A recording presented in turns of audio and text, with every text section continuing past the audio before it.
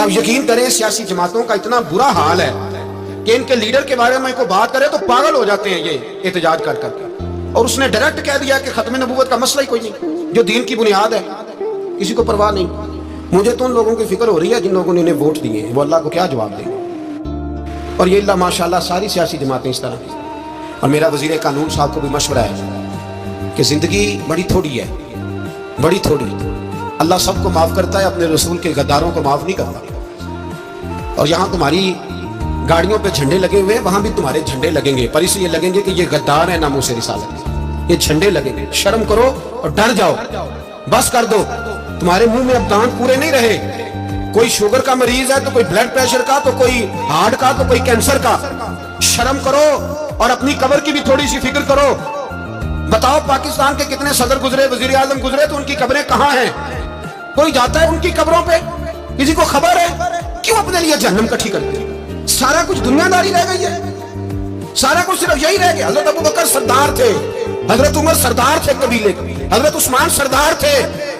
उन्होंने सरदारियों को ठोकर मार के रसूलुल्लाह के कदमों में बैठना पसंद किया। सरदारियां छोड़ के गुलाम बन गए। तुम सरदारियां बचाने के लिए रसूलुल्लाह की गद्दारी करते हो, शर्म नहीं आती?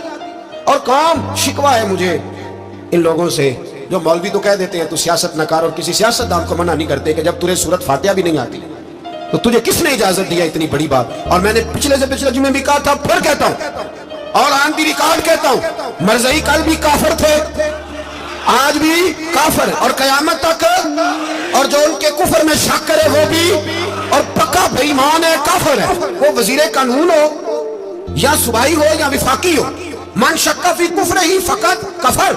जो मरज़ई के कुफर में शक करे वो भी काफिर है। हमारे रसूल आखिरी रसूल है। हम किसी को ये इजाजत नहीं देंगे कि वो खत्म नबूवत में रखड़ा डालने की कोशिश करे। हम किसी को ये इजाजत है। और तुमने कौम को लूटा, लूटते रहो, अब ईमान पे डाके तो ना डालो। तुम्हें दौलत लूट के पेट नहीं भरा, अब ईमान लूटना शुरू कर लिया। तुम्हारा फैक्ट्रियां लूट कर, कौमी खजाना लूट कर पेट नहीं भरा। भाई मानो अब दीन बेचकर अपनी हुकूमतें पक्की करोगे। और वो लोग भी तैयार हो जाएं जो उन बेईमानों को मुंतखब करते हैं, उनसे भी सवाल करेगा खत्म नबूवत का मौजू क़यामत के दिन कि तुम बताओ। इनको सपोर्ट करते थे जो रसूलुल्लाह सल्लल्लाहु अलैहि वसल्लम के बाद भी किसी नबी को नबी मानना दुरुस्त जानते थे। शर्म आनी चाहिए, ख्याल होना चाहिए। और मैंने कहा कि हमारा दिल नहीं चाहता, आप यकीन करें। तो हमें शौक है जुलूस निकालने का, तुम्हारे खिलाफ बातें करने का।